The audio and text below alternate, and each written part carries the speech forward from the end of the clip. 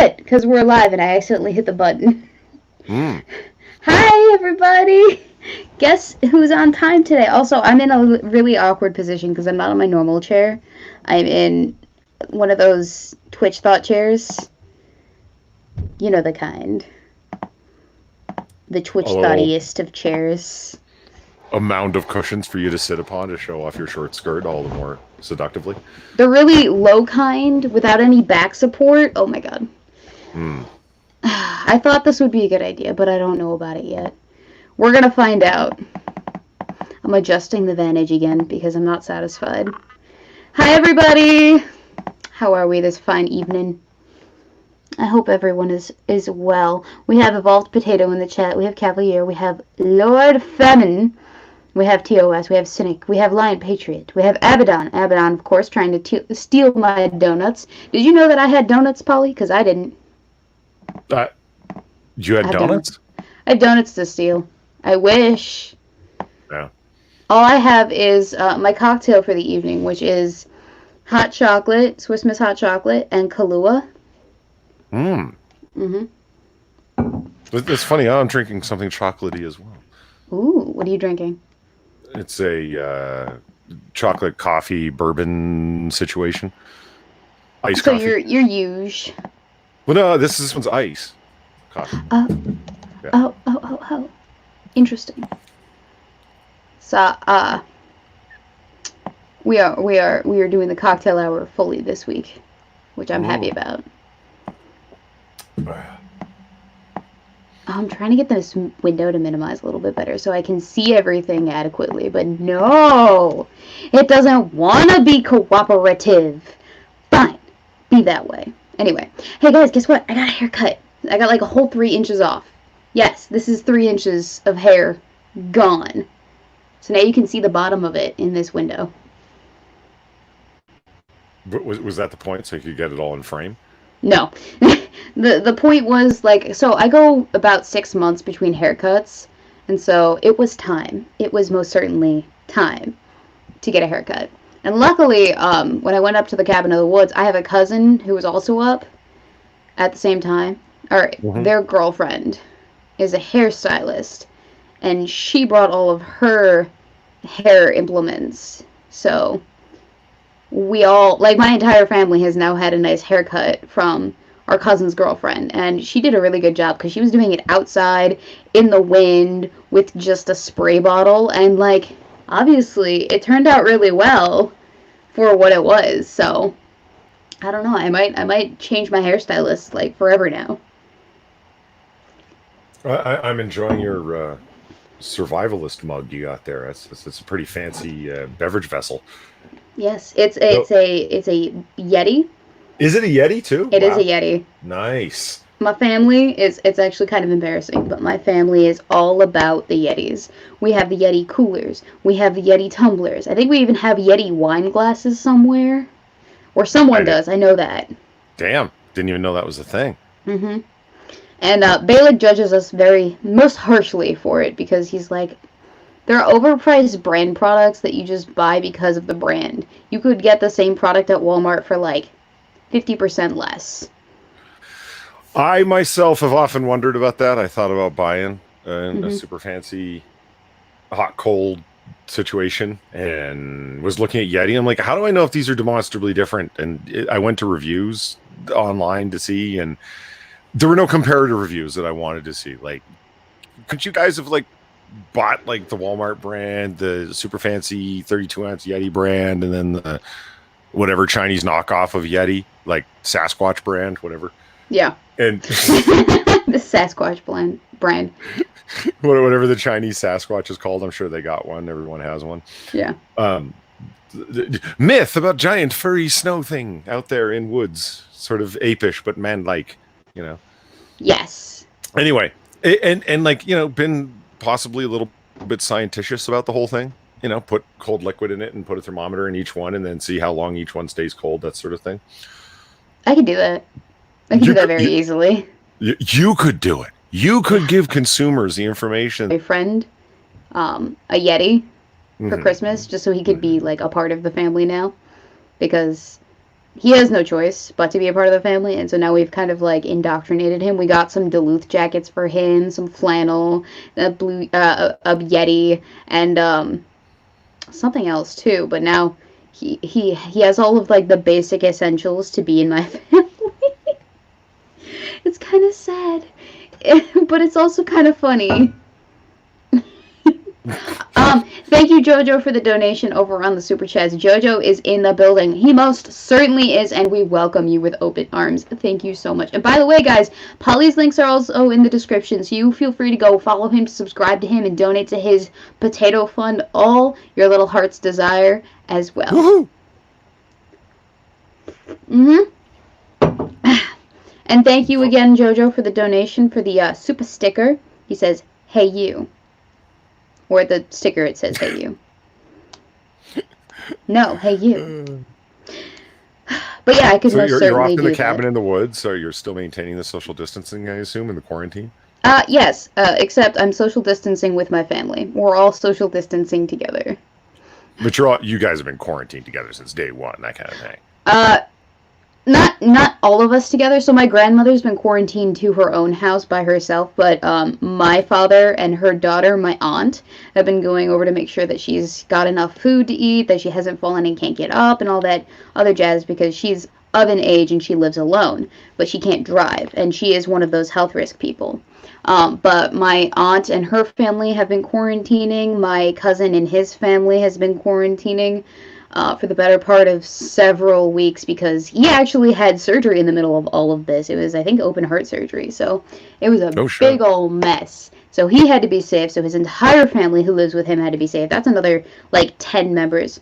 So we all met up this weekend and decided, you know what, we're all safe enough, it's fine to quarantine together, kind of, because we're all in the kind of the same boat, which is how it worked out really well for us. Which is how I got a haircut. Yeah, and it feels really nice too. I can run my fingers through it, not have to worry about like split ends. I do have to worry about shedding though. Fun fact, did you know that the average person sheds roughly 50 to 100 hairs every single day? I've heard that statistic. I have no idea how they'd measure that, but I'm assuming that they're not just making it up. Probably, they have someone just comb out their hair every single day after having it been in braids or whatever for a whole day. And then at the end of the day, whatever it is that gets shedded, they brush out, and then they count individual strands. At least that makes sense to do it like that. I think that would be how you do it. Maybe.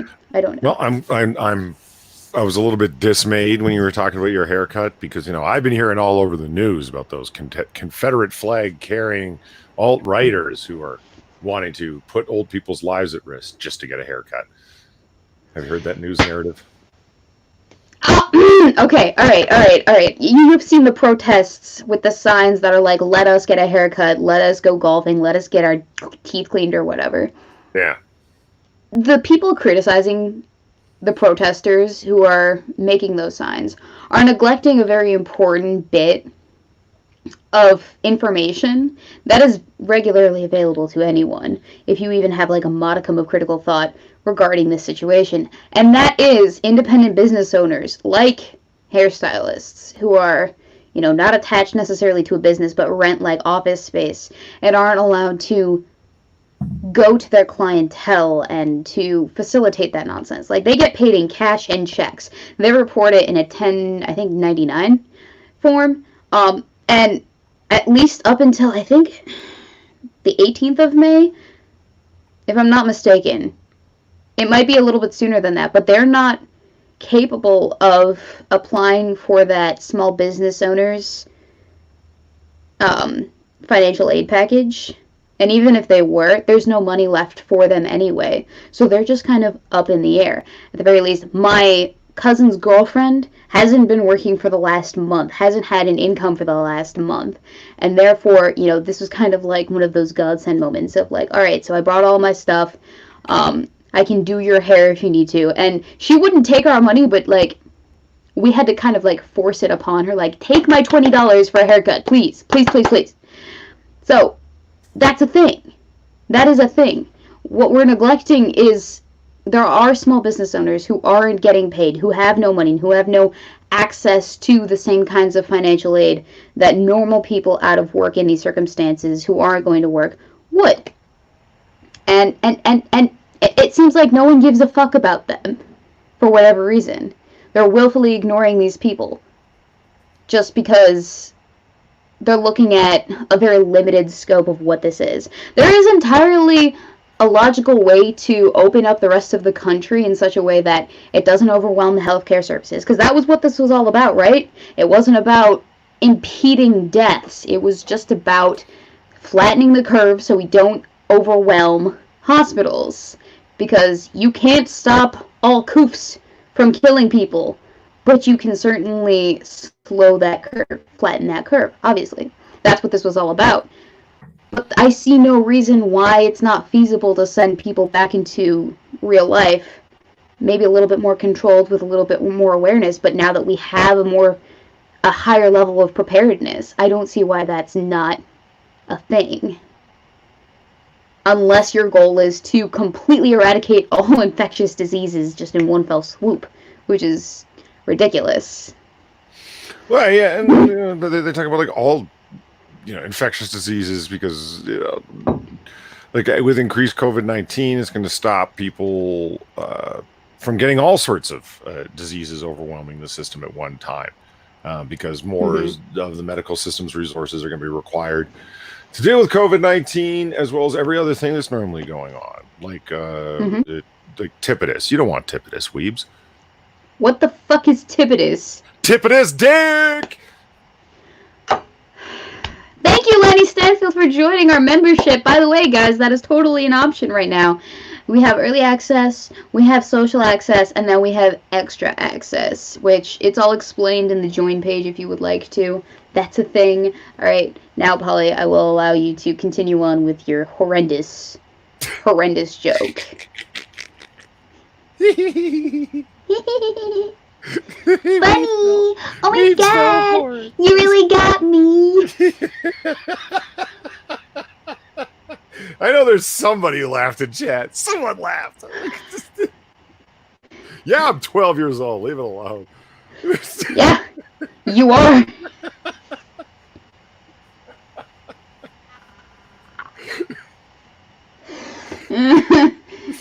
I've been working all day long, shoveling dirt and sand uphill both ways, and this is what I come to. Wait a minute. This uphill both ways? What, were you making a pile?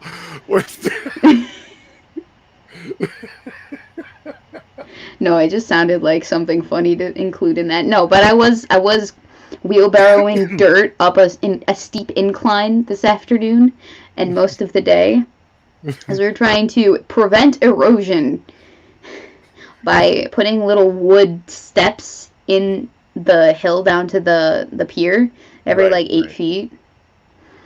Let me tell you, it's a dick. It's dick. That's what it is. It's hard. All right. I had a bad time. Yeah. So,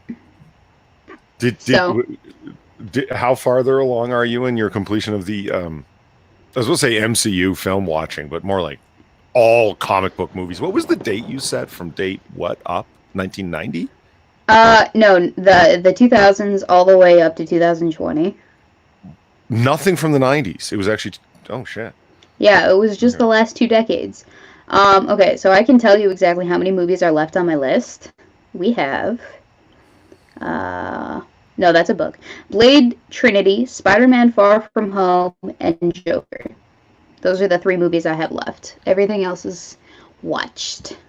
Yeah, I can't believe you need to figure out how to watch those 3 though. Whew.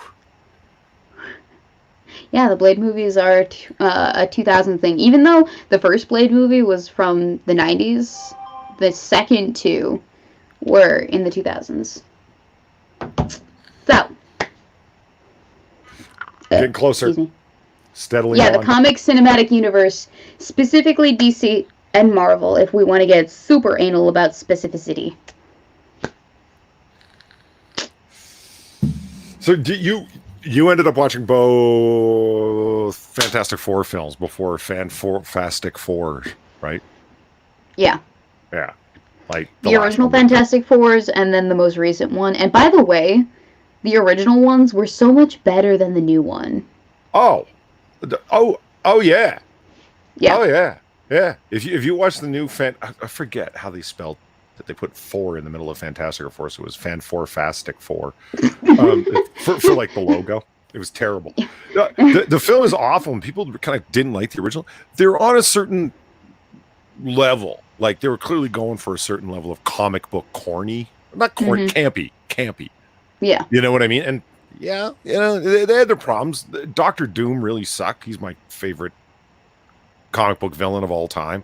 So to see him kind of like done that awful is pretty bad. But then again, Doctor Doom's never been good in any fucking movie he's ever been portrayed in, which bothers me. Look, okay, the Iron Man films, right? Iron Man films, pluralize Iron Men's. Well, there actually were Iron Men's because there were multiple suits. But anyway, you can go ahead and turn that. I'm just gonna do not disturb that because this is pissing me off. All right, so continue. I'm sorry. Both Black Romeo and Lanny Stansfield are Fan4stick. Thank you. There you go. 4. And Assassin of the Grey out there too. Jeez, yeah. Everyone. That's horrible. Oh Jesus. Fan4stick. Oh God. Must you peek your mic like that? I don't have anything. I am using literally this. My headphones. Well, I just ripped my ears, Weebs. Wow. Well, turn down your ears. I am. I'm sorry. I didn't realize that was what I was doing. Well, it's all right. It's all right. But yeah, the spelling's awful. Am I right? Like, it's just wow. But you mentioned it as being the original Fantastic Four films. I want to make a point about the Iron Mans first. It's Tony Stark wearing the armor, and he has the helmet off, so you can see Robert Downey Jr.'s face. That's all CGI. CGI armor they've put on him. He's standing there in one of those suits with the little white dots all over it, so they can plot it. We have the technology. It's finally possible to make Doctor Doom's armor real, if you know what I mean. Instead of having to put him in some big plastic suit or whatever and walk around all awkwardly and shit. It's possible to make Doctor Doom look real. Can we do this already? And Fan4stick, this was your chance. And no. Okay, so I've never actually read the original Fantastic Four comic books, so I don't know how accurate or true to form either of the movie universes were to his origin story and his character as a whole. Like, how liberal did they get with the creativeness in either of the renditions, would you say? When it comes to Doom? Doom, but like also the rest of the team, everything about their origin. Because let's be honest, but the first Fantastic Four movie, not the second one, Silver Surfer, but the first one and then the more recent one, they're both origin stories. Yeah. The story for the Fantastic Four getting their powers is exceptionally simple, and the way that Doom becomes Doom is also really, really simple. In the comics, it's just Reed Richards develops a space rocket, and he needs his pilot friend, so he takes his buddy Ben Grimm and his wife Sue Storm and their younger brother Johnny. Never mind that Sue and Johnny are both brother and sister, played by a black man in Fan4stick, but someone was adopted. It's fine. And they just go up in a rocket ship, and get this: cosmic rays penetrate the skin of the ship, and when they land, they've got powers. Moving on. It happens. Yeah. And then Doom has the most comic booky character origin of all time. It could only exist in a comic book and be taken seriously. That's what I love about it. So Dr. Doom, or Victor Von Doom, and Reed Richards go to university together at Empire State University, the fictional Marvel universe, New York University, ESU. And Lion Patriot says cosmic rays. Exactly. That was the answer to everything back in the day. It was cosmic rays or radiation. Now it's genetics. Whatever we need just to make things happen, right? The ultra plot device. So Victor Von Doom and Reed Richards are together. Are together at Empire State University, and Victor Von Doom wanting to combine magic and science. That's always his thing. Yeah, he's brilliant at both. So he wants to combine them. He creates this machine to do some things. Reed Richards comes by and says, "Hey, Victor, I've noticed some of your calculations are off. They could be dangerous if you don't correct." And he's like, "Bah! You arrogant fool, you dare tell Doom how to fix his machine. Get out of my dome and never come back." And, that sort of thing. And then, of course, the machine blows up in his face and scars him horribly. And literally, that's how his face got all scarred and why he wears a mask. Okay. But and that in comic book law, he gets kicked out of Empire State University for causing an explosion on campus that could have killed people. And in classic comic book villain logic, he blames Reed Richards for everything and therefore vows his entire life to bringing him down. Okay. All right, there you go. So they were nowhere near close in the more recent rendition at all? Not really. Like, in the first Fantastic Four film, like who made them? Sony? I think so, yeah. Yeah. In any case, Victor Von Doom is the one that is funding a space program that has Sue Richards going up to a space station. You saw it, right? Yeah, I did see the first one. I mean, so it's like, they kind of put all of the pieces inside of a cocktail shaker, shook it up, and it all kind of comes out similar. It's like, how do we get up to space? How are the cosmic rays going to happen? And how are we going to have Victor Von Doom involved? It's like, okay, well, Victor Von Doom's a billionaire who funds a space experimentation thing on a space station that's like for Doom Enterprises or whatever the fuck business. Ooh. They all go up there, radiation hits them, and they all get powers, including Doom. And his skin starts becoming metallic instead of him just getting inside of alien program. But it's not the original Fantastic Four. That would be Roger Corman's brilliant 1994 film that no one's ever seen legally. You ever heard of this thing? No. Wait, what do you mean no one's ever seen it legally? Okay. So Roger Corman, do you know who Roger Corman is? No. He is master of the B films. He's made films for years and years and years at fantastic low budgets. There was a small German film studio that held the rights to Fantastic Four, to the film production rights of Fantastic Four, but the contract says that if you don't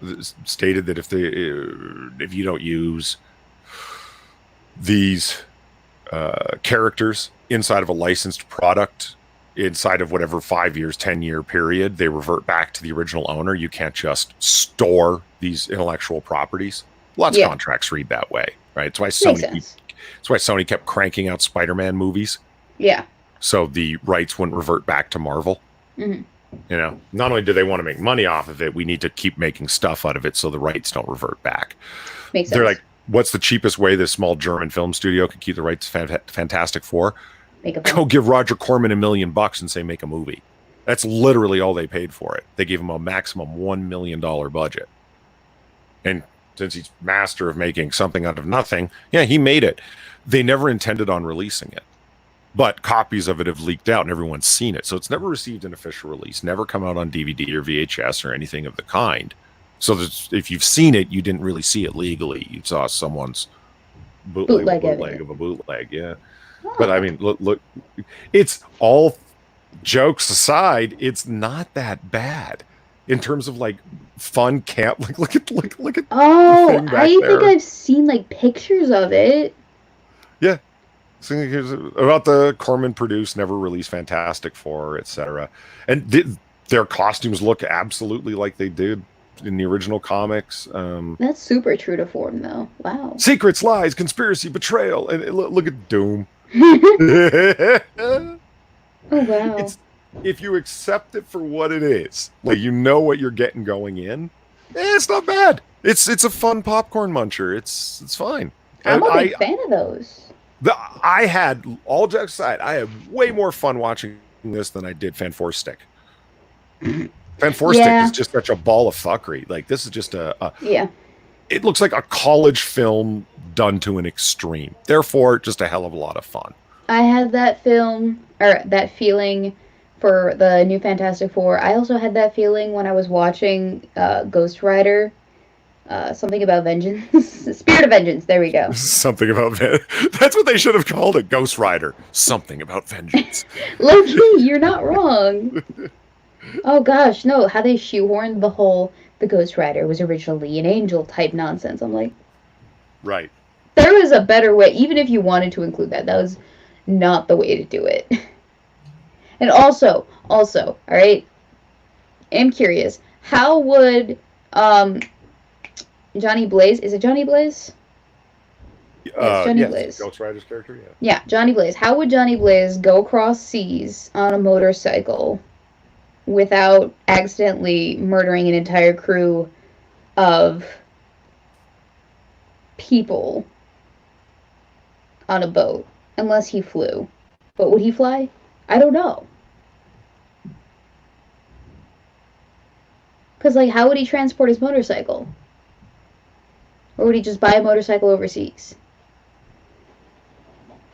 Sorry, I'm, like, overthinking this. But I didn't like the movie. That's what I'm trying to say. I really didn't like it. I think I'm over the whole woman makes deal with devil and gets impregnated by the devil film, like, trope. I've seen it too many times in the last couple of months. I'm not happy about it. I saw the Ghost Rider movie, and like in a little bit into the movie, I'm like, is this a sequel? And then I'm like, yeah, I think there was a first one that I was not even aware happened Wait, because wait. Did you watch The Spirit of Vengeance first yeah, before you watched the original one? not being aware that there was such a thing as an original one. Yeah, there was. Yeah. And I have it on DVD, actually. There was a time in my life when we bought movie sets in bulk, and there were always the really crappy versions of movies, or the really crappy bulk sets of franchise movies. So I have Daredevil, Elektra, um, Ghost Rider, and a few other movies too. They all came in bulk in like an 8 movie pack. And I got them when I was maybe like 6 or 7 or whatever. Just to like have something to watch in the car on the long trips that my dad would take me and my brother on. And I remember not being like as critical of them because I was a child. So it wasn't a big deal that they were shit. And I didn't think nearly as critically of them as I do now.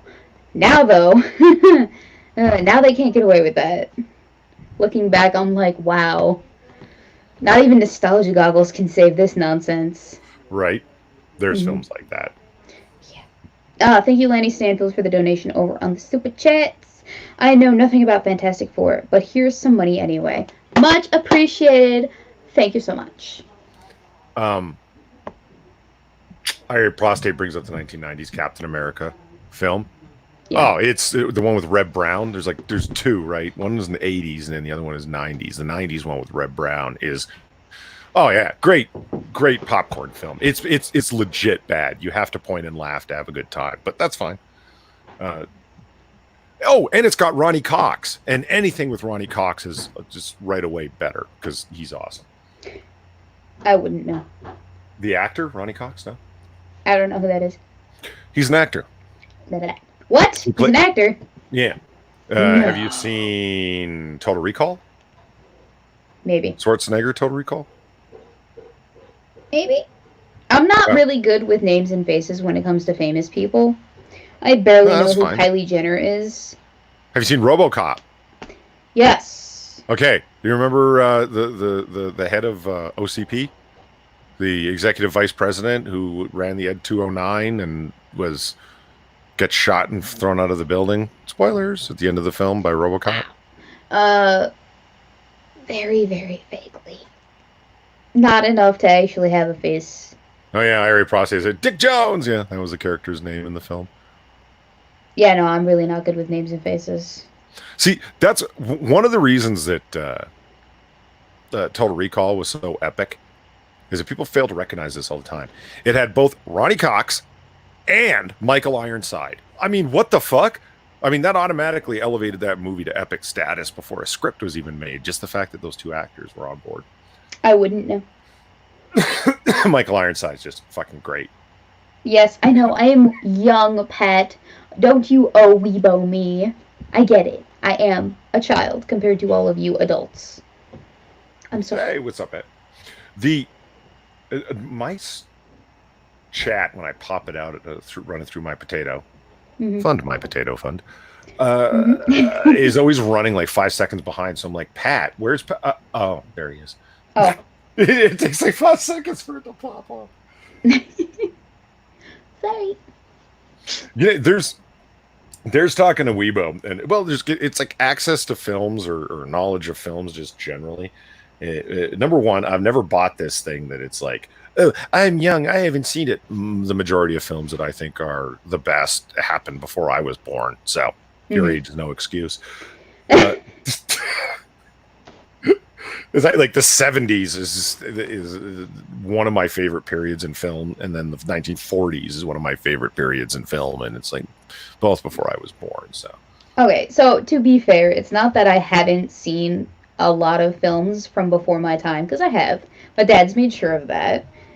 It's a matter of how old I was when I first watched it, whether or not I'm going to be able to retain and access knowledge of my viewing of those films, and also like how many years it's been since I did see it, because that's going to also impact it. And I think I watched the original RoboCop many a moon ago, as opposed to the more recent one. That's fair, because that's fair because people will ask me, have you seen this film? My answer would be, I saw it so long ago, I might as well say no. Mm-hmm. You know what I mean? Because I'm not going to be able to remember enough of it. But yeah, like I remember. Go sorry. Ahead. No, I remember watching a lot of films from my childhood, like Gremlins, but I didn't even realize that I had watched it until someone told me, "Oh yeah, that's the Gremlins movie," and I'm like, "That was what that movie was called?" That gave me nightmares for 7 years, or because I watched it when I was so young. My parents were still married at that point, actually, so that was before I was 6. And then there's like this other vampire movie that was rated R that I watched. I don't even know what the title of it was, but that also gave me nightmares, and I watched it when I was super young as well. So yeah, I've watched a lot of movies in my lifetime. I don't remember every single one of them. So there's Ronnie Cox. That's him as Dick Jones. And I forgot, he's also Star Trek royalty. He played Captain Edward Jellicoe. Ooh. Who got temporary command of the USS Enterprise D. Nice. Do you recognize it? Ring a bell? Does this guy ring a bell at all? No? Nope. No. Not very much. I'm sorry. Thank you, Devil Fruit Zero, for the donation over in the super chat. Do you see the RoboCop Saturday morning cartoon? I didn't, but Polly, did you? No, I didn't even know that they made a I didn't either. Cartoon. I could see it. It's like when I was watching things you can't believe they made action figures or children's toys out of, this video on YouTube, and it was like aliens. They had fucking aliens toys. Of course they did. That doesn't surprise me at all. It surprised me. It's like, wow, what kid would have seen those movies? They're fucking horrifying. Oh, look, here's the face hugger. And of course, those are the toys they didn't have, or like little face huggers for kids. But you underestimate some parents' bad decision-making capabilities. Have you seen the meme of the alien face hugger holding up a sign that says "free COVID mask"? No, but that's pretty funny. That's actually really funny. Polly, question. Yes. Did you ever see the movie The Bone Collector? Heard of it, but I've never seen it. I watched it for the first time when I was a very young child, and I think it was the very first serial killer movie I ever watched. My dad watched it with us. He thought it was a good idea. My brother had nightmares about that film for weeks because you didn't just like accidentally stumble upon a crime scene of a dead person. No, you watched the people die and then they discovered the bodies. And I think that was the freakiest part for him. It was a good movie though, I will say. Agreed. Jolly Roger's Bilgewater. Jesus Christ, your boy Pat said he watched Sleepaway Camp at 8 years old. I'm gonna close his window. A little cool. You better close that window. The tip of this will get in. You gotta close it a little bit. They're very thin walls. It's fine. I just. Well, what do you think? Oh, it's fine. So should I? Oh my god.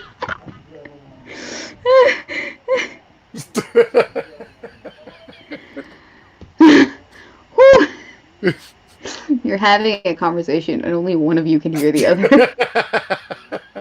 I hope you know that, Polly, alright? So as long as you know that. I thought I was being heard. It's fine. No, he people can't don't hear you. listen to me when I just do. That's not Dad, that's my uncle. Oh, okay. They told me, oh, you can totally do your show on the porch. No? No, that's in the middle of heavy foot traffic. At least here, no one's like walking in and out, but apparently they're walking down the hall. Angela says when she was 2, she watched Jaws, and then 3 when I saw Friday the 13th. I'm okay. That's a little crazy, but I'm also surprised you remember 2 and 3. Damn. Like at 2? At the age of 2? Yeah, 2 years. I'm amazed you can remember anything from 2 years old. Well, if it's traumatic enough, you certainly can. I remember things from when I was early as 3, so. Huh? But I had a my memory starts apparently. around fucking 14. I don't know. How does that makes no sense to me. I have a lot of memories of early childhood, like a lot. Like I remember things, certainly not my brother doesn't because he was too young to, but I remember when my parents were still married, because they got divorced when I was like 6, so I remember before then at the very least. But I also remember when I was like 3. The very first memory I have is of my cousin throwing a wooden block at my eye and having to go to the hospital and get stitches for it. It's a bad time. But like after that, I still have memories, and like there's not really gappage or significant gappage. You can pretty reasonably pinpoint what age I was when I had like a certain memory, but that just boggles my mind. You can't remember things prior to 14. Did you even exist before 14, Polly? Maybe that's when I emerged from the chamber. Ah. Maybe Came out of the like the maturation pod or whatever. I don't know. Mm-hmm. They're all implanted memories. Maybe I've seen too much science fiction. I don't know. I spend not a lot of time thinking about it. I mean, hell, my memory last week's spotty. I drank. Ah, that makes sense. Yeah, but even though I drink, I don't have any spottiness in my memory. Maybe I just don't drink enough. That could be the problem. Maybe. Okay, what were we talking about before? How bad the Fantastic Four movie was. The Fan4stick movie, I'm sorry. I thought we had totally moved on from that. That was a while back. That was a while back. Polly clearly emerged from a clam shell as an otter, Ryan Walters says. That's a weird image. Is it incorrect, though? Do you remember your birth, Polly? No, I do not remember my birth. Then how do you know it's not how it happened? It could have. I mean, that's a thing for someone's weird cartoon art, though. Yeah. Instead of an otter eating a clam, it's an otter emerging from a giant one. I'll get far right on it. Post haste. Lion Patriot, thank you for the $5. Dead or alive, you're coming with me. Word. That's from RoboCop, Weebo. Yeah. Yeah. Yeah. Yeah. You sure? Who's also Star Trek royalty? He was in one of the final episodes of Star Trek Enterprise, a two-parter. at the end of the fourth season.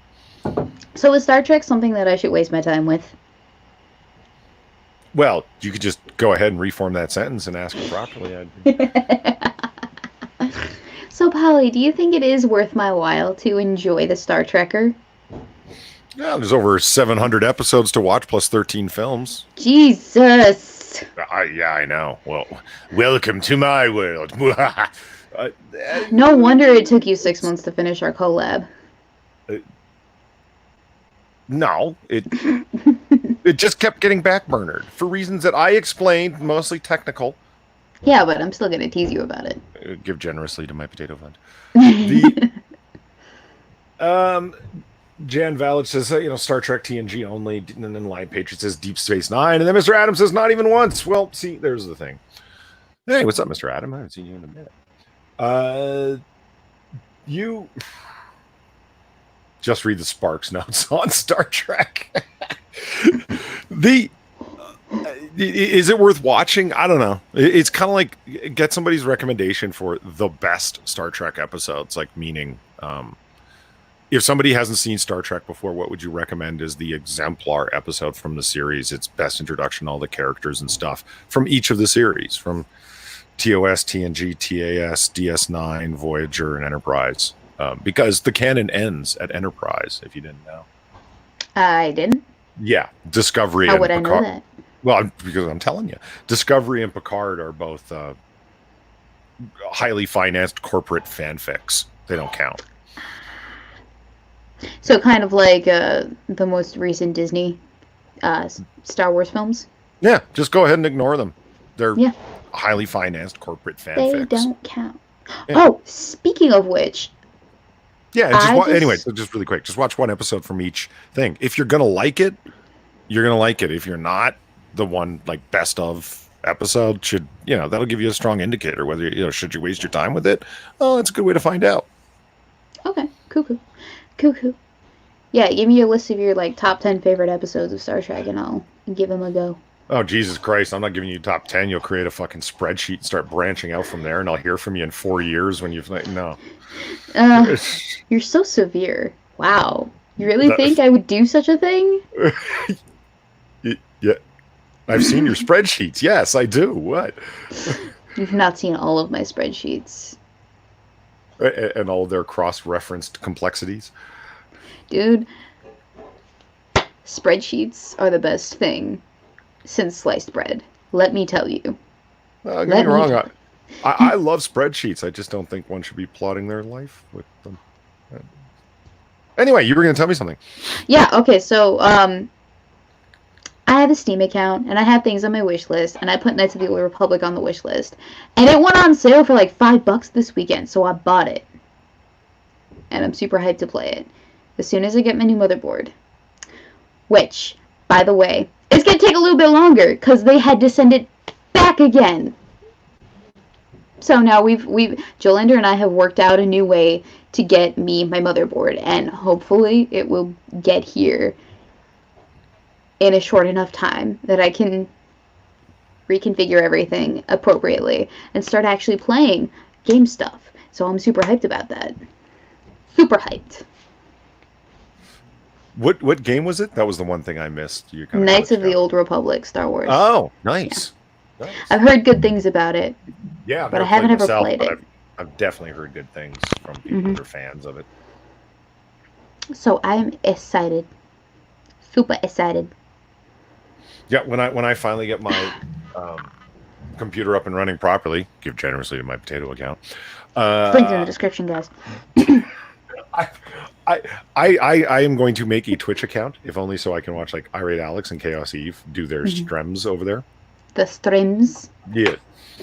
And because Alex is doing like streams over there, like his regular talk streams, not even gamer streams, and smaller audience. It's sort of more like a cocktail hour or noir bar thing. Like it's not as large of an audience. And I'm like, that's attractive to me. I really get a kick out of small, more in-house streams like that. Like kind of like what we do here. That's what I said. It's a cocktail hour, noir bar, or AP's thing. You know what I mean? It's a smaller audience and so on. So it's like, oh, that's going on over on Twitch. Well, I need to be more multi-platform. So yeah, I guess. I'm going to create an account and go over there. But I'm also going to start doing gaming, and it's going to be like noob time with Polly, because I have no idea what I'm doing. I'm not a fucking gamer. I'm going to pick like old school fun games that I think are interesting, and yeah. And the tags are going to, that you can click on with Twitch. I was watching some stream that even linked me. I didn't even realize there was such a game as Castlevania 3 for NES. No idea. When I was a kid, I played I played the fuck out of Castlevania 2, Simon's Quest, and then the fuck out of course, Castlevania 1. I didn't even realize there was a 3 in that series. Hey, I was like, oh, there's a whole new game for me to play. There's a 3. Yeah. Word. Yeah, I'm super hyped to start getting the gaming shenanigans underway because I've been talking about it for forever. I've not had a system that can support it ever. And I think people would get a really good kick out of me losing my cool over losing a game because I'm not the most composed game player. And I think people would definitely get a kick out of it because people like it when I lose my shit sometimes. Anyway, when I'm not even playing games, but just imagine if they had that little extra level of entertainment.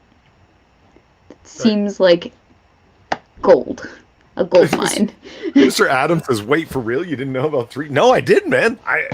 No idea. And I was watching the gameplay of it, and I was like, holy shit, this is like fucking Castlevania. Like the same look and the feel and the kind of 8-bit awesomeness of the gameplay and all that stuff. And I'm like, this is awesome. This is like a secret hidden little bonus for me. This is so cool. And there's an otter emoji.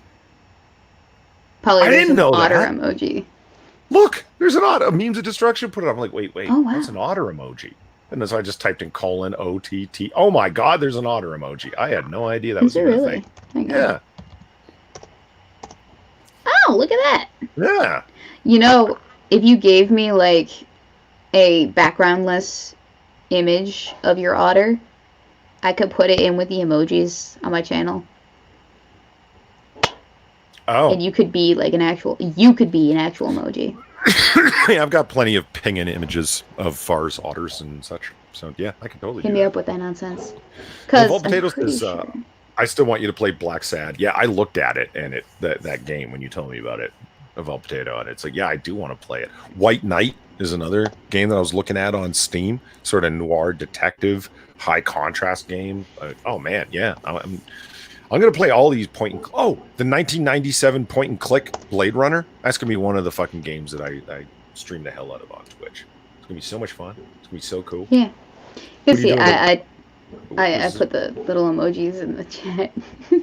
Oh, I thought you were going to be spelling out YMCA there for a second. No, I don't have emojis that do that. I'm sorry. No? Did I just give you an idea? You just totally do that. Dude, I could do that. Although it's only been like a week since I asked Far to make me new images. I gotta wait a little bit longer because I need to replenish the funds in the Weebo discretionary budget. My slush fund has been tapped. Give me a minute, all right? Yeah. A few more weeks, all right? I'm actually super hyped about that because I have a few more ideas for emotions for the emojis. Or not the emojis, but like the caricatures. Right. That I could use for the avatar. I'm super hyped about that. I want one that does, listen! But it would have to be like a two-parter. Listen! I'm hype. I am hype. Lord Famine. Lord Famine? Yes. Is that this? Wow. That's like a full-on 4 Horsemen of the Apocalypse. Have you ever seen the Shadowrun point-and-click games on Steam? No, I haven't. I've spent so little time on Steam. I have a Steam account because somebody told me to download a game. They're just like, come on, you can come play with us. And I was like, okay. It's like, well, you need to get a Steam account. It's for free from there. I'm like, all right. And then I did, and I hated the game, and then that was it. So I'd have to like go through my password spreadsheet to find out what my Steam account name was, or just create a new one. But I actually have a Steam account. Bet you didn't know that. I did not know that. Yeah, I have a Steam account. Yeah. Polly, we should be friends. We should be Steam friends. We should be Steam friends. Somebody told me that that game could even run on my potato, and like I guess it could, but the game drove me crazy, so I didn't want to play. Oh. It was the game where the gods fight. What is it? Like all the mythical gods, like the Egyptian gods, the Roman pantheon. I don't know. What's it called? It's a single word. It's like mythic or. Uh, I don't know. Someone in chat will know. Yeah. Anyway, James Colley in the chat asks, Corona Chan shut everything down. How is the rest of translating the Star Wars Holiday Special going? We haven't met up since we published it to actually talk about it, but Jolly Roger, Smite. Yeah. Thank you. That was it. You got it. Yeah. You know what was funny? It's like when I say like I'm a gamer noob, people think like I don't think they get it. You know, it's I'm like, I don't understand. How do I fucking move or whatever? They're like, you put your finger on the keys and you blah blah blah. And I'm like, what keys? They're like on your keyboard. I said, yeah, I know, but which ones? They're like, well, the standard ones where they're blah blah blah. Which like, ones are standard? Yeah, it's on a level of like assumption that some people have been gaming so long, like PC Game and Master Race so long, that they don't realize what noob actually means. Like it means like I don't even know what the fuck you people are talking about. Yeah, it was on that level. Ooh, yeah. See, I tried to play 7 Days to Die on the PC for a few with some people, and I'm like, which keys am I supposed to use to do things? So then I just got sick and tired of it, and I started using my Xbox controller because I'm well more adept at that. So I just plugged it in and went from there. Yeah, and I it's like controller, D-pad, buttons. Where's that at? And they're like, oh, you filthy fucking casual.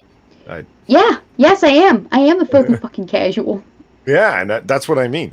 I wouldn't come by my when I start like game streaming, I wouldn't come by my channel if you're a gamer and like, or you want to be like a backseat gamer and like, no, don't do that. You fucking like it's gonna drive you crazy watching me game because I don't know what the fuck I'm doing and I don't care. I'm here for fun. God damn it.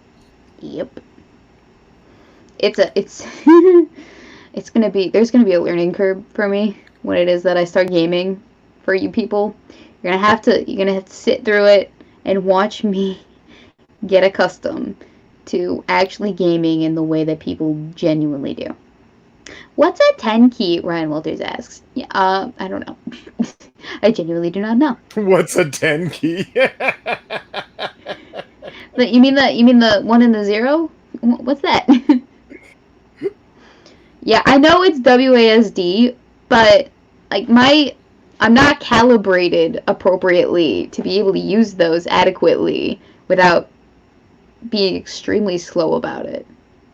See, look at this. Devil Fruit Zero and Advocates. Both say the WASD. I'm sure that there's some gamer way of pronouncing that. The WASD, like this is your standard keys for like up, down, left, right, whatever the fuck. Yeah, and I'm like if you look on your keyboard weebs, they all kind of like come together like a little WASD. And it's I didn't know that. So like just use the standard keys. I'm like, how? I don't know what this standard keys. Wait, I don't know. It's like the mentorship program that you get saddled with as a grad student, where you have to help undergrads with their research, and it's like you don't remember what it was like to not be able to do this, and it's like, okay, did you finish your historiography? And it's like, my what? Historiography. Read up your historiography, and it's like, I don't know what that word means. It's like, what? Do you know how to do search thing? And do you know how to search terms in the library archives? How? Use the quotation marks. Put the words that you want to appear in the title in between the quotation marks. Therefore, you will not get anything that doesn't want. Yeah. Yeah. Well, I mean, it's and all of these things would be fine if everyone would just, kind of like throw your mind back to before you knew how to do this. And if you can't remember because you've been doing whatever it is, either gaming or research or whatever the fuck for so long that you can't remember a time before that, use your fucking imagination and pretend. That's one of the things that's really frustrating to me, to listen to people explain stuff to other people in a way that's not instructional. It's more like condemning. You don't know this. It's like, Jesus. Like, they get frustrated, and then you get frustrated with them because they're frustrated with you because you don't know what you're doing. But it's not your fault that you don't know what you're doing. You just don't know what you're doing. They wanted to play with you in the first place, but they didn't realize that you were a noob. So, whose fault is it really? Why are you mad? You should be mad at yourself for expecting too much of me. Really, this is your fault for your high expectations. Yes. Yes. Space is jump. Yeah, but, like, I'm not calibrated for that nonsense. Guys, you don't understand. I have been using an Xbox controller, a GameCube controller, PS4 controller, even a Nintendo 64 controller my whole life. I am not calibrated for the WASD keys and the space bar. I'm not. I like how you describe yourself as calibrated. Like there's and there's the thing. There's patterns to games in general. Like a basic skill set that goes across the board to doing shit. Where if you're playing a first-person shooter or you're playing whatever, I'm not a gamer, but I've talked with enough of them on Discord, which is basically everybody but me and you weebs, and watched enough videos where I'm interested in it that it's like I don't think gamers realize that they have a skill set that they've built up playing a whole range of games that noobs don't have. Where they're like, well, just follow the, you're watching like Bloodborne or whatever, and the person's like, how do you keep dying on this level? What you need to do is blah, blah, blah, blah. And it's like, do you not realize the kind of fight pattern recognition that you're employing from other games that you've learned by playing dozens of games for years in this? It's obvious to you because you've got a built-up skill set. It's not obvious to someone who doesn't know what the fuck they're doing. Yeah. And the other thing I got respect for gamers, man. They take their shit really fucking deep and they get really good at it. And I don't think they understand sort of the level they're operating at with this stuff, Yeah. Well, here's the thing, right? It's not like we'll never be able to do the things at the level that they are. It just takes a little bit of practice, recalibrating our brains to move in the appropriate way that the keyboard wants us to, the key and the mouse, right? So we just need a little bit more practice, a little bit more patience with our inability to actually do the things just like that without any experience, because we'd both be coming from a place of little experience. Hey, Delfruit Zero, it's a start small, Super Mario Brothers. Hey. I killed me some Goombas back in the day. I know my platformers. It's fine. Yeah. Mario Party was my bitch. Yeah. Super Mario Brothers 3 for the Game Boy. Oh. You are talking to a legend here. A legend! Start small. Pong. No. You want to start small? That's cold, man. That's Minesweeper. Polly, have you ever beat a game of Minesweeper? No, I know Minesweeper. I've seen it. I've never fucking played it because it's like, no, thanks. There is a way to beat it. I've beaten it several times. I'm more of a solitaire man. Yeah, you seem like it. So you know what's funny about that is that I enjoy card games and things of the sort, and I remember it was only like a couple months ago that I have a deck of cards right here, and I was doing that thing, and Inquisitor hears me do that, and he says, does somebody have a deck of cards? And I say, yeah, that's me. I'm playing double deck solitaire, and he goes, like, with your fingers, you're touching the cards? I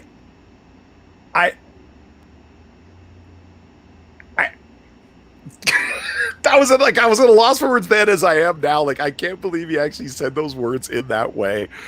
It was. Do people not play physical cards anymore? Because I do.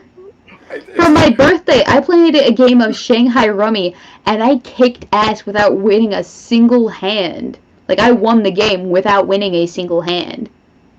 It was just like an ultra millennial Zoomer type thing. It's like, wait a minute, you like picked up a phone? Like when you say you hung up the phone on somebody, you actually had to hang the phone up? Oh my God, how old are you? Like, it was one of the Quiz is older than me. That's why it pissed me off, right? I was like, what the fuck, man? You've never picked up a deck of cards in your life? And he went, no. And he got a nerdy deck of cards. I forget what it was. I think it was like Warhammer 40K, something. It was a thematic set of cards. And I'm like, well, what the fuck was with the question then? You own a deck of cards. You just, I've never heard of anyone actually playing solitaire with real cards before. Oh, fuck off. What the?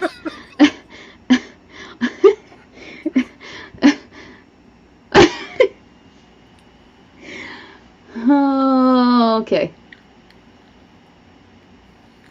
Interesting. Yeah, Inquisitor's older than Polly. Wait, how much older is he? Well, 3 years, I think. Oh, that's not that much older. My understanding was like, oh, he's so much older than me. Like, what? I don't know. No. I just mean, like, it's not like I was talking to a 12-year-old is my point, where that kind of statement would be. It wouldn't even make sense for a 12-year-old. Come on. And I'll have you know, for those of you that are making fun of me in chat, I was playing double-decker solitaire. Okay? I had 2 decks. It was deep. That game gets complicated. You have to employ some stratagems. Yes. Most strategy B. Yes. Let's see.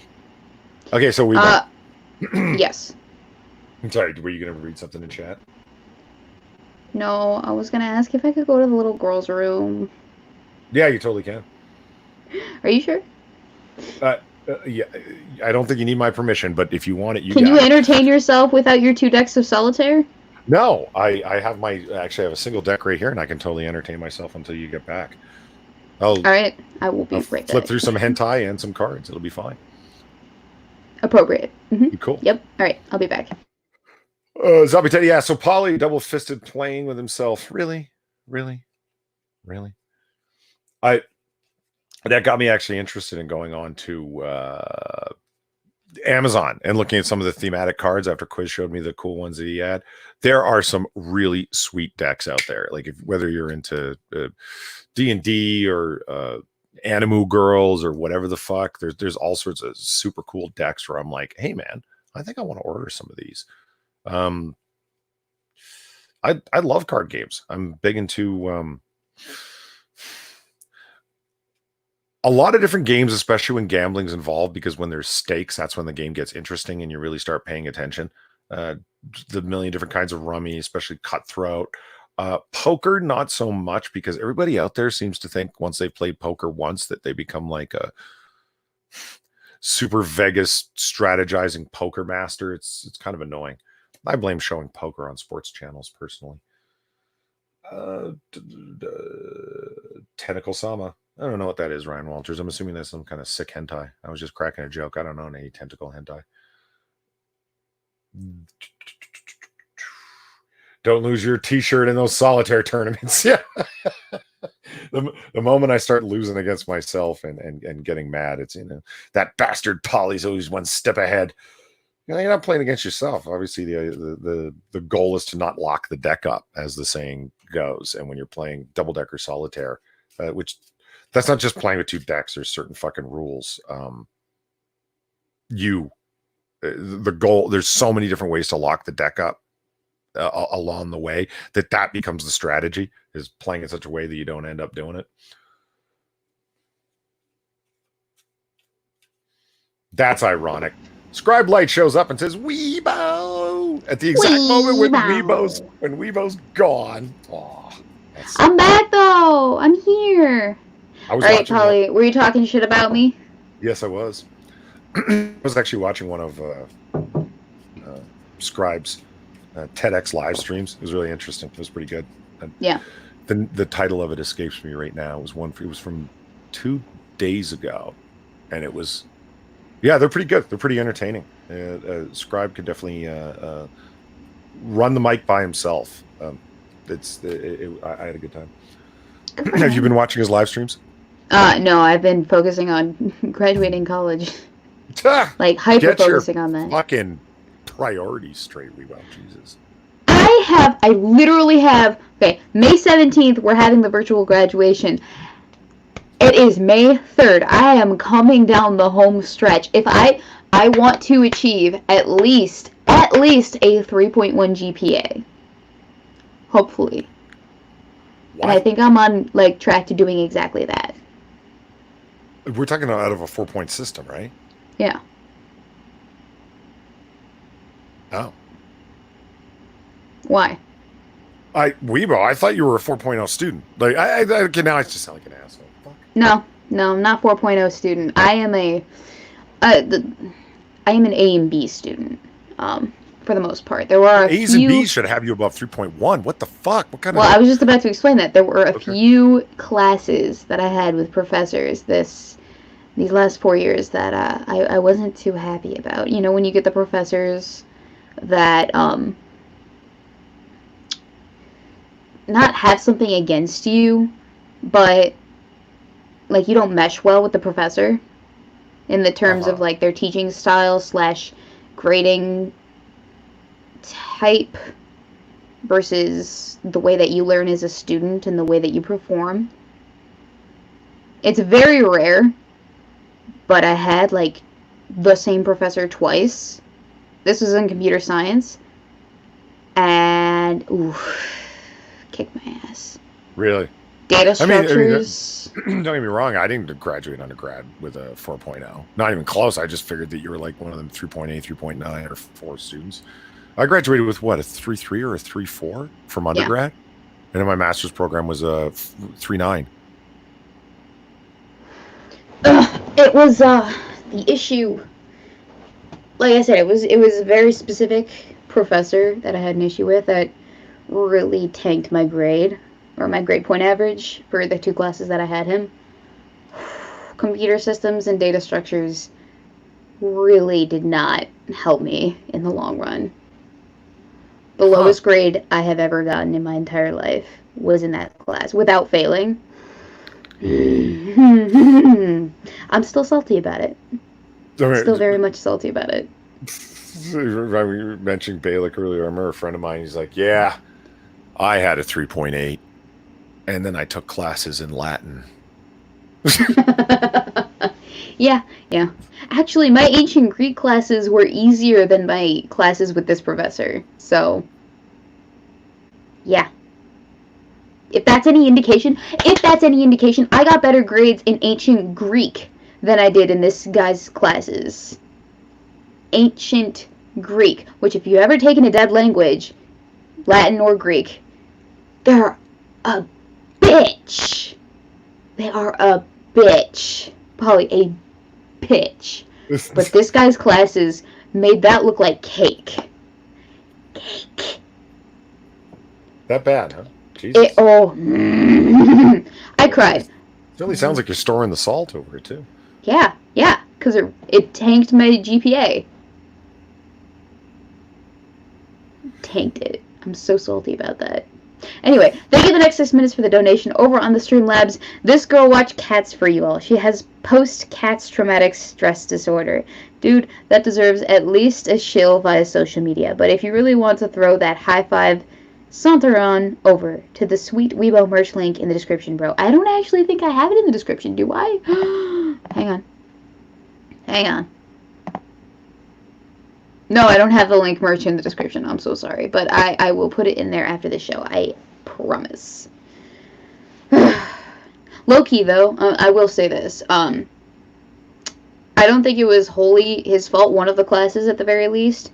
The material he was teaching, data structures, I think we would have done well to have taken, or mandated to have been taking, computational discrete math either before or at the same time as this class, because it's a required class to be computer scientist at my school, to like have that major. Both of those classes, but the computational discrete mathematics course that I took, it would have helped me so much had I taken it prior to data structures. I'm not kidding. It would have. I've taken those hits. Just took courses out of order because I was a fool. Didn't look into it well enough, and yeah, it was painful. Well, I had no idea. Well, neither did I. I had no idea that I should have read up to have an idea. Thank you, Next 6 Minute, for the donation. Hey there, Polly. Damn good to see you. I hope you're having a damn good weekend. Hey, everyone, this awesome otter needs a sweet new rig. Help him out. Also, Comic Book Curation and Noir Bar needs some sweet shills. Shill those bitches. Yeah. Did you see the striped bloomer pinup girl that I tweeted out, Weeps? No, I didn't. You want to pull it up? You don't so I follow can me see on it. Twitter, do you? I do Do follow you? you. I was busy all day. That's fine. I was doing manual labor. This was 2 days ago. Oh, I, 2 days ago? What was I doing 2 days ago? I obviously not following was me on Twitter. no, I was doing an exam and finishing up my final reports for my semester. I No, was that's doing fine. mental labor.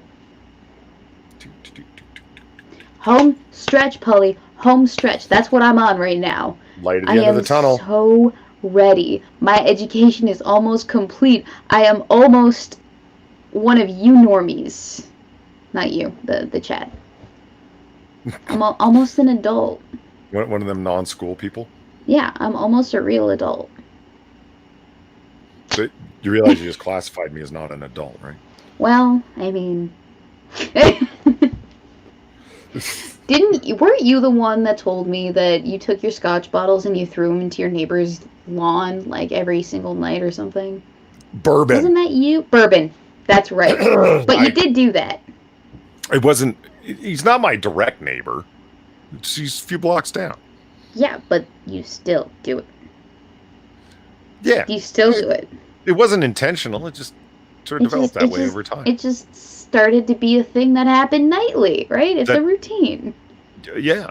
I mean, I have empty liquor bottles because I drink the liquor they contain, and then what am I going to do with them? Recycle? That's such a university student thing to do, Polly. Oh my gosh. Join the rest of us in our maturity. There we go. Okay. Oh, yes, I did see this. I guess I should really learn what pinup means.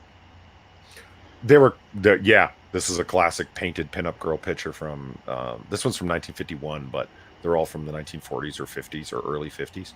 I tweet them out under hashtag Noirbar, as you can see over here, hashtag Noirbar. And use the hashtag Noirbar tag for stories and different things that you'd like to hear about and see and such over on Noirbar. That's what it's for. And Polly, what kind of stories would you like to hear from the people in the Noirbar hashtag? That's actually a really good question. Stuff not related to current politics. Like, it's like, stupid SJW did stupid thing. And it's like, hey, there's plenty of streams where that happens. I enjoy and listen to a whole bunch of them, but not those stories. I always call it barroom conversation. I mean, you ever sat around and drank with your friends or imagined what that, kind of conversation would be like, that sort of thing? Yeah. It's a rotating group of different people. Who enjoy that kind of conversation. It doesn't get too heavy-duty political or policy-oriented. We're not going to be discussing religion over there. We're not going to be, you know what I mean? It's we go over WikiHows and make fun of how ridiculously bad they are. We go over stories from my favorite tabloid, the New York Post, because they're just ridiculous. The last Noirbar that we did last week, Far Zeus, me and I, she's a regular bar attendee. We went over a series of New York Post stories that all had to do with the Italian mafia, but I just pulled up like 7 stories that were all related to the ridiculous crap that are all that were one way or another connected to the Italian mafia. For hilarity's sake, it was great. And if all potatoes says, so you want to do 1940s politics? Yeah, why not? Yeah, that works. Ooh, an Assassin of the Grey says, is that Gil Evelgreen? It is. It is. Famous Are you sure it's not pronounced Elvgren? Elvgren? I'll go with that. I have never heard the man's name pronounced. I've just seen it written a whole bunch of times as of late in collecting different Noirbar images and things of the like. And even faux ones, if you know what I mean, like done in the vintage style, but not actually vintage themselves. Here, let me pull up an example. Because, I mean, seriously, what's sexier than a World War II pinup girl? Am I right? Yeah. World War III pinup girl.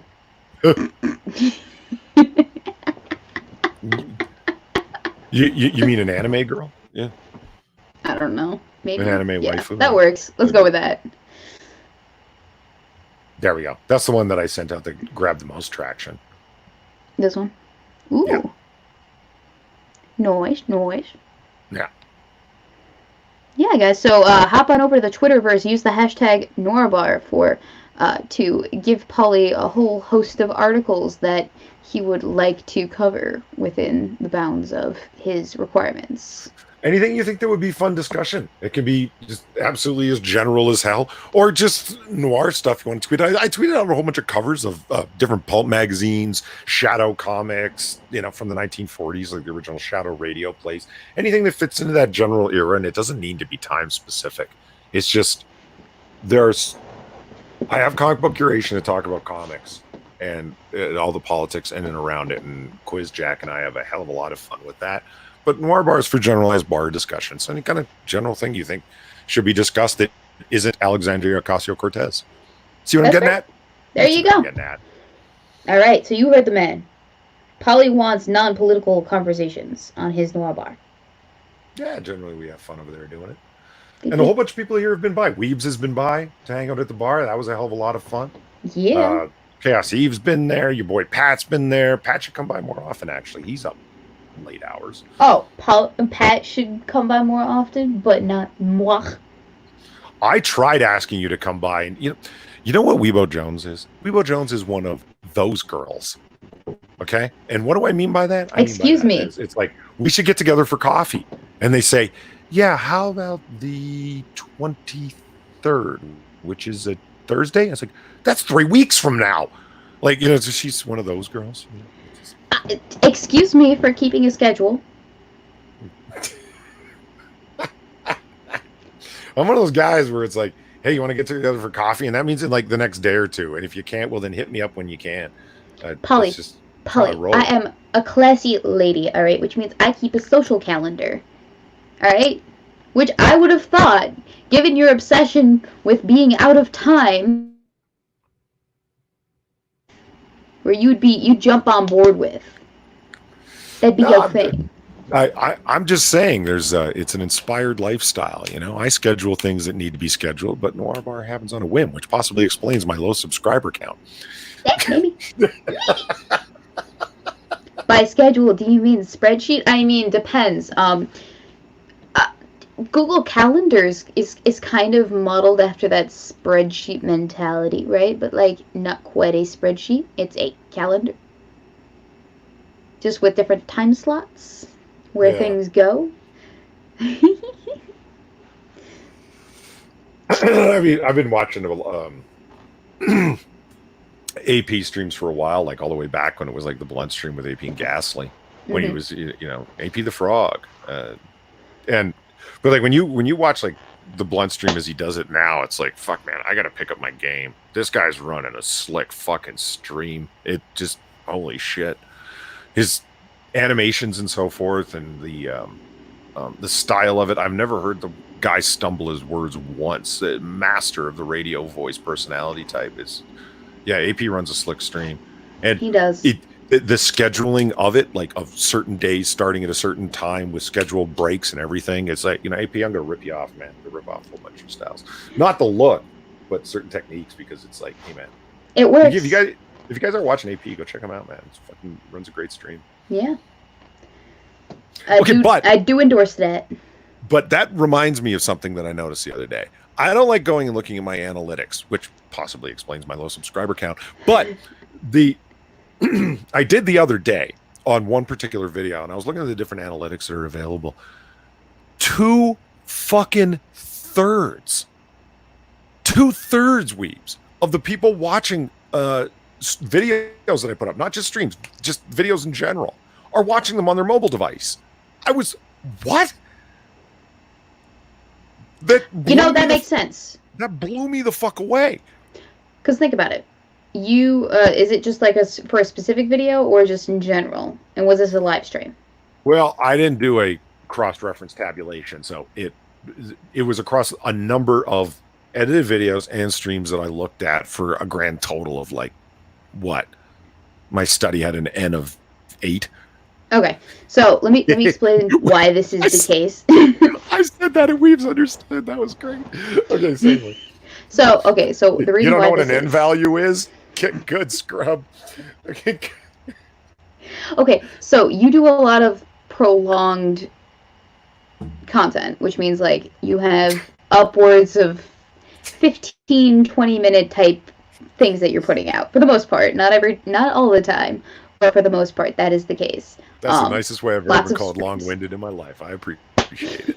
That's not necessarily what I meant, but yes, sure, let's go with that. So you have a lot of long-form content, and what people normally do with long-form content is they save it for when they're on the go and they don't need to be, necessarily flipping through things to watch. Like when they're not bored at home, they usually they're in the car and they put things on like their watch later playlist.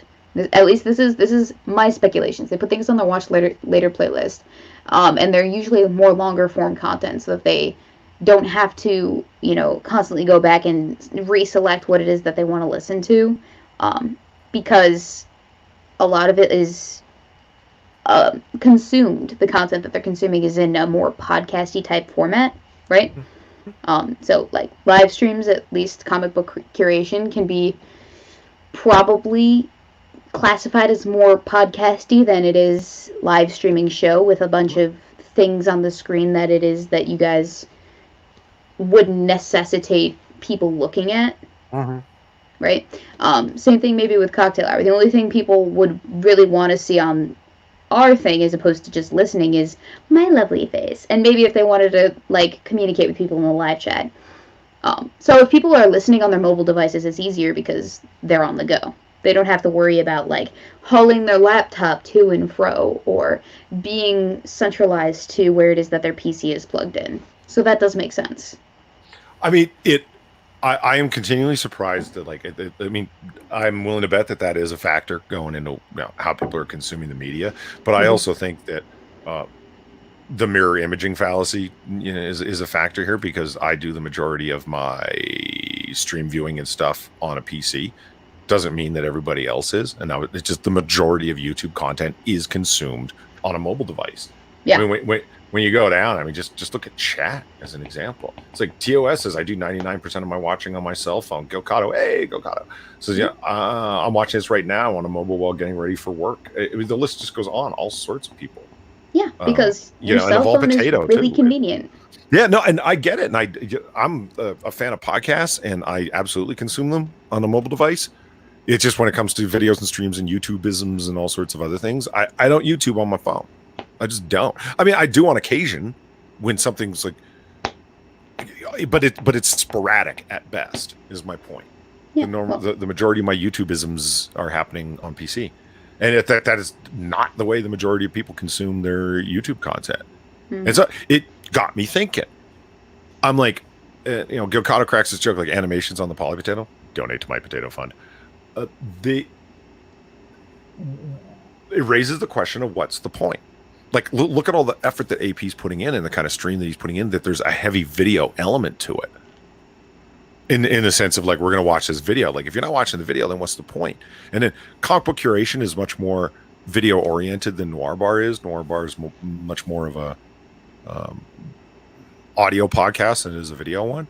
Because the articles for comic book curation are up on stream, and I'm showing pictures of different comic book pages, and then the pitches that all three of us do at the end of the episode, we're putting the comic books up that we're talking about.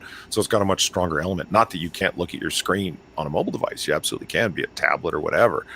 But it makes me wonder, is there even, one should focus more on the audio content and what's going in than whatever the hell's going on the screen? Does it even matter? I don't know. I'm the first one to admit this. I don't know how fucking YouTube works. I don't get what people are doing. And that probably explains my subscriber count.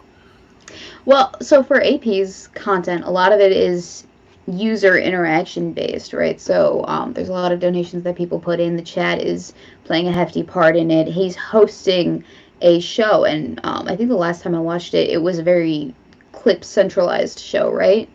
Yeah, it usually is. Yeah. Mm-hmm. Yeah. So it does require a little bit more viewership as opposed to just listeners. So that does make sense for what it is that he's putting out. I bet maybe it's not as proportionate to mobile users as it is to in AP's analytics. If you were to ask him, like, oh, what do most people watch your shows on? It's funny you say that. Whatever. because that was the exact thing I wanted. That was the question in mind when I was looking at those analytics. I was like, I would love to see if this is the same for someone's show that's extremely interactive with the audience and not animation heavy, but visual heavy. And I'm like, yeah, AP, I'd love to see this graph for one of AP's blunt streams. Like, is it the same? And Richard Art says, yeah, I'm watching this on my PS4. Yeah, there's 8%, I think it was, in total between the 8 different edited videos and streams that I looked at. People were watching them on gaming consoles, and I was like, "Fuck, no shit." Okay, I could probably look and see, like, based off of my analytics, what it is that I get, if you wanted. Find out what's going on the back end. Weebo's back end. Oh my god. Yeah, I went there. Mm-hmm. Yeah, you did. Mm-hmm. You did. Mm-hmm. On this family-friendly show that we both enjoy. Totally. Yep. Family-friendly. Yeah, and people you are know it. I know it. That's going to be my big excuse where there's or big explanation from now on, where people are like, "Oh, do a face reveal." 75% of my viewership is through a mobile device, man. They're just listening. Face reveal they wouldn't even see anyway. All right, I have a question. Besides, let me tell you something. I remember when Sinatra, when we were talking off stream, was Quiz Sinatra and I think. Yeah. In a hangout, and Sinatra comes on and when he joins the room, he goes, "You know what? You look exactly like I thought you looked." And I was like, "Okay." Thanks. Guys, there's the big secret. Everybody does. Almost everybody does. Like Monkey, yeah, Ranting Monkey, I mean, he looks exactly like you think he does. Like when he describes himself, he's describing himself very accurately. When you see him, it's like, yeah, you look like I thought you did. You know what I mean? He's not lying when he says what he looks like. And like Quiz looks exactly like his avatar. Pat looks exactly like his avatar. I mean, I just don't understand the desire for face reveals. People look like you think they do most of the time, except for Tara Sin, who looks much more like Jabba the Hutt than any of us suspected. Okay, would you like to see the analytic, or would you like to hear what the percentage proportions are? Yeah. All right, so it's about 48% mobile phones, 28% computer, 9% TV, 9% tablet, and 4% game console. Huh. Okay. Yeah.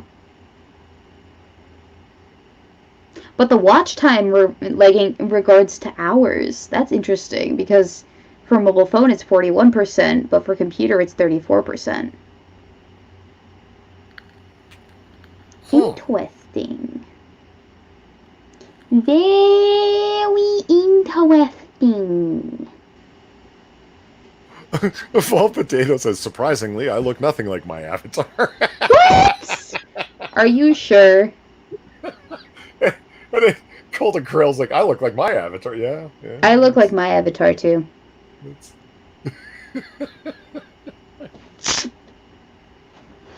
Next 6 minutes asks, do I look like I sound, Polly? At times, I guess. You look more. You 6 look more like peak 6y than you look like current 6. Yeah. Take that for what it's whatever the hell that means.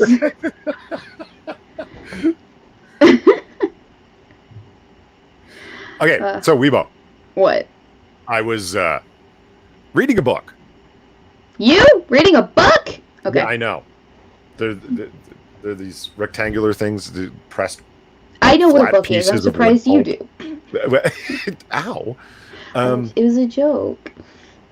I came across this one excerpt that I thought was just so funny. This is Bret Easton Ellis. You ever read any of Ellis's stuff? Mm-mm. He wrote American Psycho is probably his most well-known work. Nope. Also wrote Lesson Zero. Lots of his stuff have been made into films. Anyway, I'm reading one of his books right now, Glamorama. Mm-hmm. And it is about 90s pop culture in the same kind of way that lots of Lesson Zero and American Psycho are about 80s sort of celebrity culture or high-end culture, whatever you want to call it. Naturally. couture purchases of lame stuff that doesn't really matter, label obsession, etc. This book takes an interesting turn, and the reason why I'm rereading is because I've read it before and listened to the audiobook before, and now I'm reading the book itself for the second time because I don't get it. And I've read everything that Ellis has published because it's not like he's got, a massive 50-volume body of work. So yeah, I've read everything he's put out. And this is the only one I can say I don't get. So I'm rereading it, trying to get a better sense of it, a better handle on it. The book takes a dramatic turn in terms of its narrative style halfway through, and I think you might get a kick out of it, but you should still read the Rules of Attraction first, Weebo. Anyway. It's on my list. I promise. It's on my list. The main character, Victor, is like this guy who's opening a nightclub, and it's, again, early 90s, so constant references endlessly to the celebrities that are being invited to this brand new nightclub that's opening up because they're trying to make a big splash. It's all about labels and what they're wearing, and Victor is a wannabe male model / actor / like, that kind of Hollywood type personality, exactly. But it's so black comedy, Weebo, like in terms of the presentation of this guy as that makes it hilarious in the same kind of way the 90s or the 80s yuppie culture of Manhattan is so exemplified in Patrick Bateman from American Psycho. That guy's so entrenched in that world that it becomes hilarious just to watch him be himself. Gotcha. Right. This guy's whole life falls apart halfway through. Well, a third of the way through the book. He gets fired. He gets caught banging his boss's wife. So he's now blackballed in the industry, but he can't bring himself to admit that his entire world crashed down around him in like a 24-hour period. So the narrative style becomes just how diluted Victor gets over this. And he starts imagining that his whole world is a movie because he's a wannabe actor. So he'll walk into he's like, I hung up the phone. For some reason, the director doesn't call cut. I keep staring at the phone. Maybe he's going for an extended dramatic pause.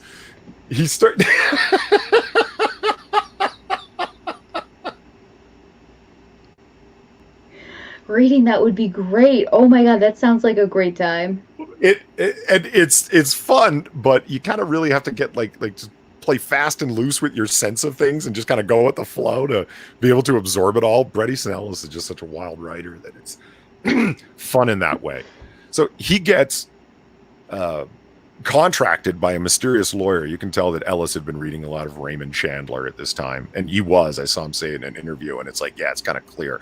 A mysterious lawyer named Palicon comes out of nowhere and says, Mr. Ward, Victor Ward, I'd like to hire you to go find a woman who's disappeared. And it's some woman that he dated in college that was apparently in love with him, but he doesn't even remember.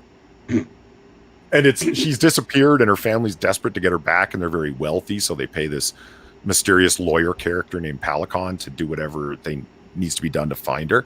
So anyway, he contacts Victor Ward, puts him on the QE2, the cruise ship. Yeah. And his exploits on that cruise over to England to try and find this girl who's disappeared is the entire center portion of the book. And all of Victor Ward's drunken, Xanax-fueled delusions about being in a movie make up that entire center portion of the book.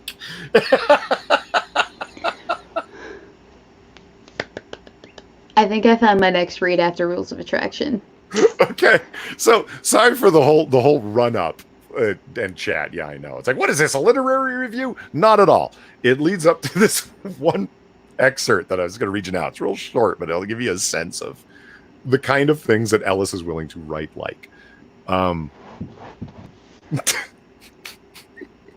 After I dropped, what's that? I'm ready. Okay. After I dropped another couple of grand of Palicon's money at the 21 table, I found the cinematographer, Felix. He was sitting at the captain's bar, hunched over a giant snifter of brandy and chain-smoking foreign cigarettes. I sidled up next to him, and we had the obligatory, ominous conversation. What's the story? I asked, after ordering a split of champagne, maybe my 10th on that particular evening. You're the guy shooting this, right? You could say that, Felix said in a not quite understandable or traceable accent. I just did, I pointed out. How's it going? I just want a professional opinion. It's going a lot better than it did on my last one, Felix muttered. Which one was that?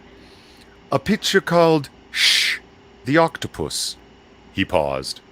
It was the third of a soon-to-be-completed quartet funded by Ted Turner that began with Beware, the Octopus, which was then followed by Watch Out, that Octopus. The fourth is to be called, tentatively, Get the Hell Out of the Way from that Octopus. Felix sighed again, distracted, and stared into his snifter. The third one had a good cast, a very bitter Kristen Scott, and an equally bitter Alan Alda, and Al Sharpton had signed on to play Whitney Houston's extremely bitter father, the bitter harpoonist after the octopus. Felix paused. David Hasselhoff was the first victim of the octopus. Pause. It's ironic, isn't it? A long pause occurred while I tried to process all of this information. Confused, I broke in hesitantly. So, the octopus's name was Shh.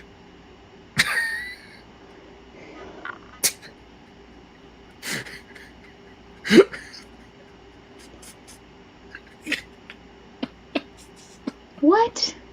The name of the first movie was Shh, the Octopus. The only thing that Victor picked up from all of that was, so the octopus's name was Shh.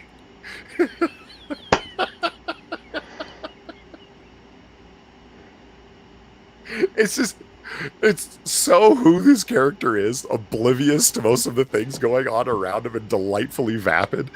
It's That was a delight, I will say. Oh my god. Yeah, no, I can't wait to read that book. So yeah, Bret Easton Ellis. If you haven't read his stuff or know of him or audiobooks, what have you, whichever way you want to take it, he's absolutely one of my favorite fiction authors of all time. His black comedy is so dark and so quirky and strange. I'm a big fan. Big fan, not just a big fan. Yeah. Big. Hey, Polly. Mm-hmm. Would you mind if we only went to an hour 45? Not as all. You've got the I need to pee immediately wiggles going on over there. What are you doing? No, that's just me trying to look adorable so that you'll say yes. Is that what was happening there? Oh yeah, no, we can totally go for an hour 45 if you want. That will bring us up to how long from now? I don't know. That's in like 8 minutes. So Yeah, we sure. could turn it over to chat time. Mm-hmm. If the chat so chooses, they may ask us a question. But I'm getting like super freaking hot in here because it's not ventilated properly, I guess. And I also want to go and drink with my family. Fair enough. As one does when they are with one's family.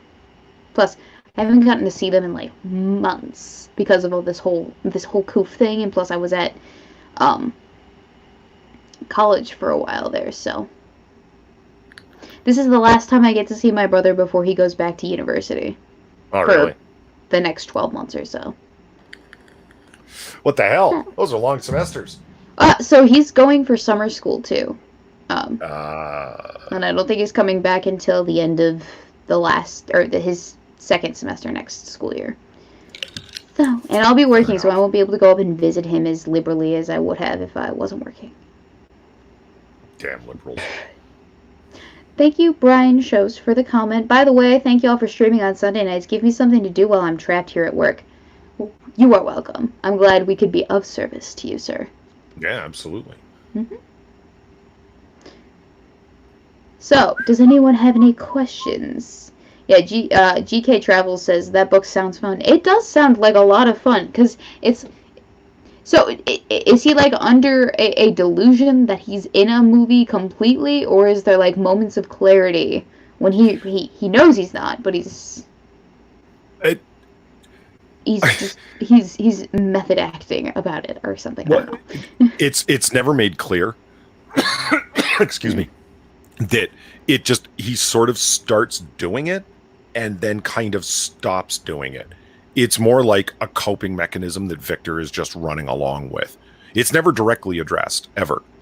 Why he's doing it, or he never, as any introspective moments and like, am I losing my mind? It's not him going crazy exactly. It's just him continuing to live the life of an actor because he's unable to accept the fact that he's never going to be an actor now. Like, he's just been blackballed from the entire industry because everything's fallen down around him. So he's just sort of play acting, imagining. Like, it's as if, and then just kind of rolls with it.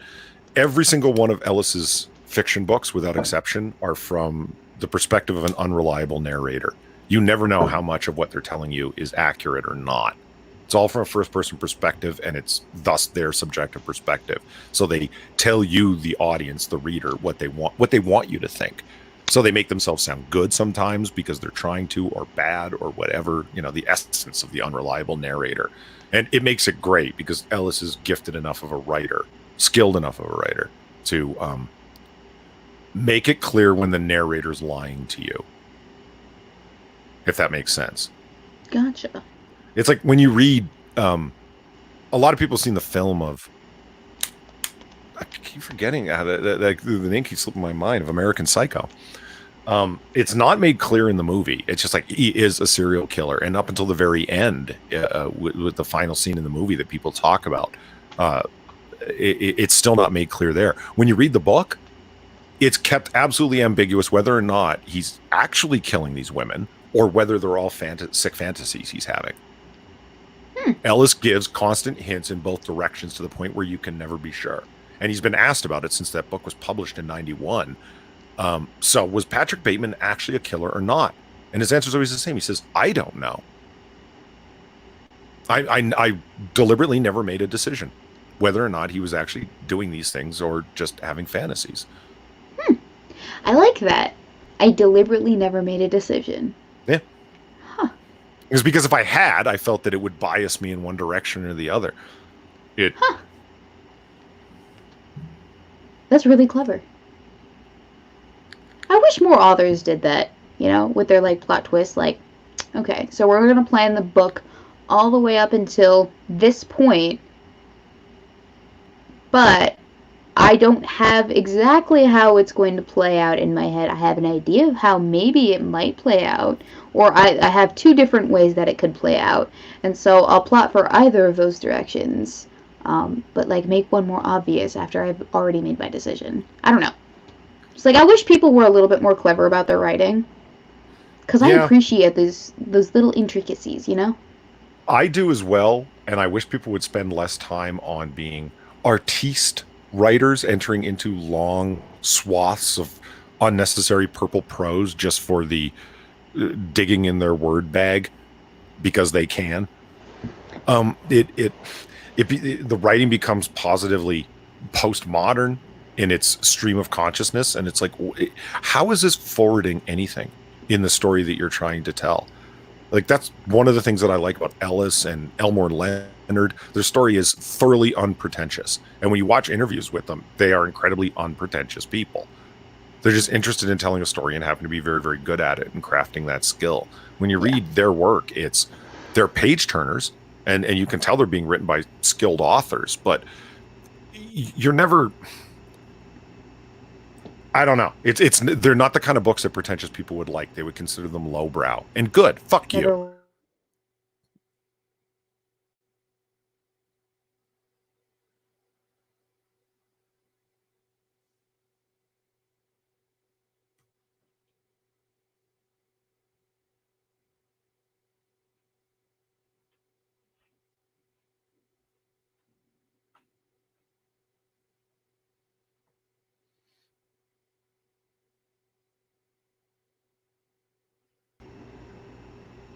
Hello.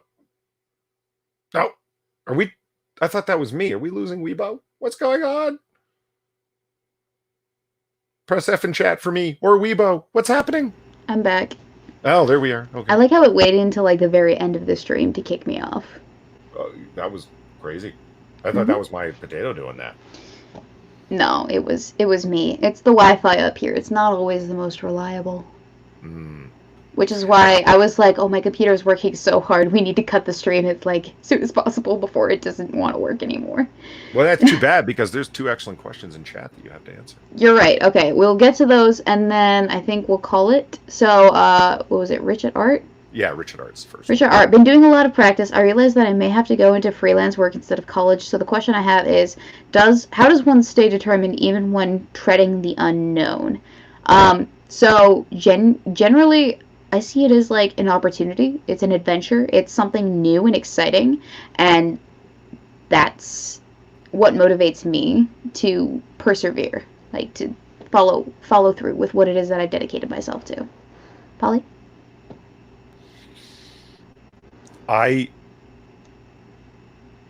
How does one stay determined even when treading into the unknown? Your determination's a lot stronger than you think it is. A lot of people estimate what they're doing based upon what they assume other people are up to. There's a great moment in season 2 of True Detective. Guy had a really bad night. His life's crashing down around him. He's staring out the window while his friend's giving him a drive somewhere. And he says, man, I just don't know how to live in the world anymore. And the guy driving says, look out that window. Nobody does. Your path forward, like you said, treading into the unknown. Everybody's treading into the unknown constantly. People who act like they've got a plan and it's unfolding exactly as they've foreseen are full of shit. Mm-hmm. They're groping forward on a path just as much as you are. If it feels scary, realize everyone's scared all the time, constantly. They're just acting like they're not. Plans never unfold the way that you want them to. They just do unfold in some kind of way. So keep forward with your path. Keep doing what you're doing. You're as assured with what you're doing as anybody else is. I like the way you put that, because it's very, very true. And then Gilcado is, what's your favorite fictional AI, Weebo? The Machine, Colossus, Skynet, Baham, etc. For the lady who was doing AI projects. That's a good question.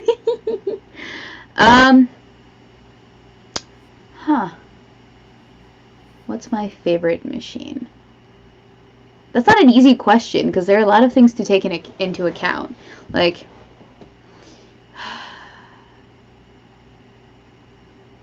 favorite as in the most enjoyable one to watch on screen. Machine as in like most like non-cyborg type of machine, or like are we including cyborgs in this as well? Because they're half artificial intelligence, half not. I'm making it overcomplicated, but that's because it's a very complicated question, I think, at the very least. The one that comes to mind immediately, though, if I'm like, if I want to keep it super simple, do you know the robot lady from Ex Machina? I don't actually know her name, but if you've seen Ex Machina, I think I like her the most. And that's just because I like the way they did her CGI a lot. And the escape at the end. Language, what is that? It definitely kind of had me a little bit on the edge. Because from what I remember about that movie, you didn't quite know what was going to happen as a result of her escaping. You just know that it could be nefarious, it could just simply be what it'd be. Huh. Anyway. But if we're talking about, like, actual, what is my favorite thing about AI, just in general, the AI in the movies has nothing to do with the AI in reality. We're nowhere near that point in any capacity. I prefer... And in my opinion, never will be, but that's a different discussion. No, definitely never will be. I don't anticipate that being the case. Strong AI isn't a thing, people. Yeah, as of right now, definitely not, and I don't think it'll be something that happens unless something dramatic transpires. But yeah, so my favorite AI to program has to be machine learning, definitely, because it's a little bit more AI than just simply like coding a computer that makes educated decisions about things. or chatbot that uses coded responses in language to actually respond to you.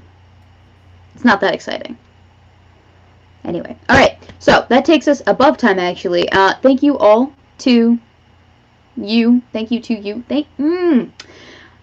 That Kahlua is strong. Thank you to everyone who decided to show up today. Thank you, Polly, for being here. I very much appreciate you hearing my ramblings on and on and on for an hour and 50 minutes. Much appreciated. And I appreciate your ramblings as well.